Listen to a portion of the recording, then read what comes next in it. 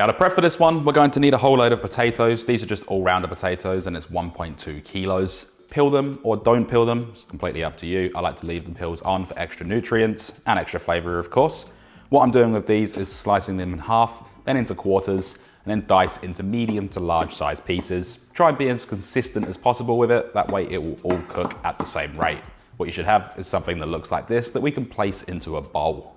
Next is 5 cloves of garlic. Place the side of your knife on top of it and push down to crush. Then start roughly chopping. It doesn't need to be too fine. You can also slice it or grate it. I like roughly chopped garlic for this type of recipe, but the choice is all yours. What I have here is 4 spring onions or scallions. Separate the stem from the root, and then with the root, we're going to slice this on a straight angle the whole way across. This is going to be used in our beef mix. And then with the stem, this is going to be used as a garnish, so you can slice it on a slight angle to create that nice little presentation, but you don't have to do that if you don't want to. Last but not least is mozzarella cheese. This is 120 grams and I'm grating it on the larger side of a box grater. This can be a bit fiddly depending on the cheese. Some are hard, some are soft. You can use store-bought if you really need to, but I try to use fresh as it's always best and you don't have that anti-caking agent all over it. With our potatoes in a bowl, add 1 teaspoon of onion powder, 1 teaspoon of garlic powder, 1 teaspoon of sweet paprika, 1 teaspoon of ground cumin, 1 teaspoon of dried oregano, then just a small pinch of chili. You don't have to do it if you don't want to. Drizzle in 1.5 tablespoons of olive oil. You can also use extra virgin olive oil. Season to taste with salt, as well as cracked black pepper, 15 cracks worth. Let's then get in there with clean hands and just mix this all together. Make sure everything's nicely combined, all of that seasoning is well coated, and try your best to break up some of the potatoes. Depending on how starchy they are, they can actually stick together. And what you'll end up with is these good looking potatoes right here. Now with our potatoes, chuck them into the air fryer and just spread them out a little bit. Let's then get our door shut. Turn the air fryer on and we're going to set this to 10 minutes on 190 degrees Celsius or 380 degrees Fahrenheit. Double fan and then just let these go for the first 10 minutes. After 10 minutes, my air fryer started screaming at me, telling me to shake the food, so let's do that. And we're going to put this back on for another 10 minutes. Now I do like to do this in 10-minute increments. These potatoes will take a total of about 25 minutes, but all air fryers are different, so just double check the softness of your potatoes. In the meantime, place a large pan over a medium-high heat, add in 1.5 tablespoons of olive oil, and once that's hot, add in 650 grams or 1.4 pounds of beef mince, and this is 90% lean. Season to taste with salt and cracked black pepper, then let this sit for about 2 minutes to form a crust and get a nice browning color on there. Then start breaking it up and we're going to cook this for about 5 to 6 minutes or until no longer pink. And we also want to cook out the water retention that's going to come out of this. This will all happen in the 5 to 6 minute time frame.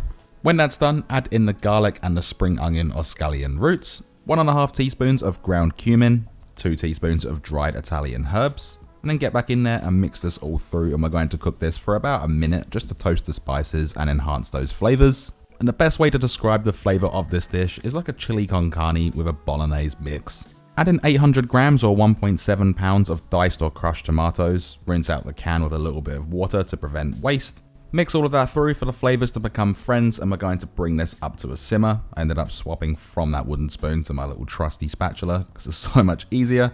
And whilst it's coming to a simmer, I do recommend seasoning to taste. I know I might be adding a lot of seasoning to some people here, but flavors develop over time, so you do need to season as you go, not all at once at the beginning or all at the end. Mix that all through, then bring this up to a simmer, reduce the heat to low, and cook this for about 8 minutes until that sauce has thickened up. Going back to the air fryer, these potatoes have been cooking for about 25 minutes, so we can remove them from that tray.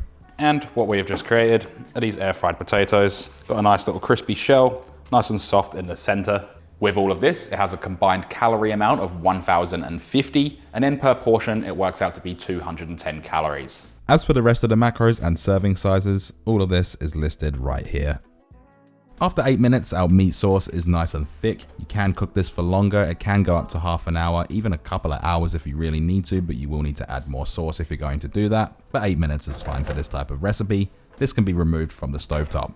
Our meat sauce then has a total amount of 1,595 calories, and per portion it equals 319.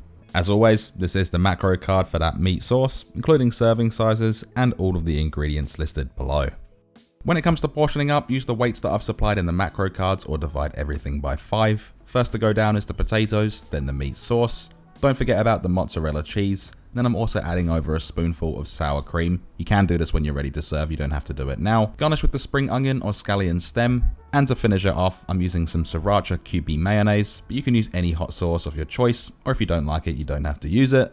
And what we've created are these loaded potatoes. They look and smell delicious. And this right here is the complete dish macro card with the combined weight and calories. With these, let them cool down for about 20 minutes, then we can place on the lids. They'll last 4 days in the fridge and 4 months in the freezer. When it comes to reheating, the microwave's your best friend. It's the easiest thing, and it rehydrates as well. You can do it in a pan, but you will need to add a liquid, and then the potatoes are going to become soggy. If these are frozen, I do recommend letting them thaw overnight in the fridge. Don't try and reheat from frozen because it will just scorch everything. Everything will be dry and crusty, and you don't want that. One thing I did forget to mention is with that cheese, it's obviously going to melt if this is extremely hot and if you reheat it.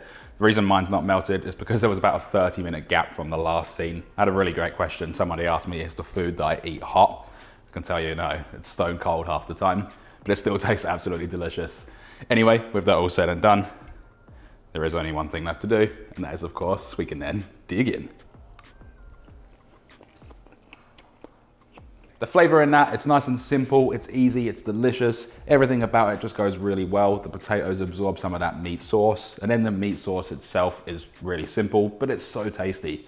Of course, you finish it off with a little bit of sour cream, some cheese to melt through, and then that sriracha mayo at the end just adds that little kick. But you can change these up, make it your own. And if you enjoyed this video, hit that like button, leave a comment for the algorithm, and subscribe if you haven't already. And I'll see you in the next one. Thanks for watching.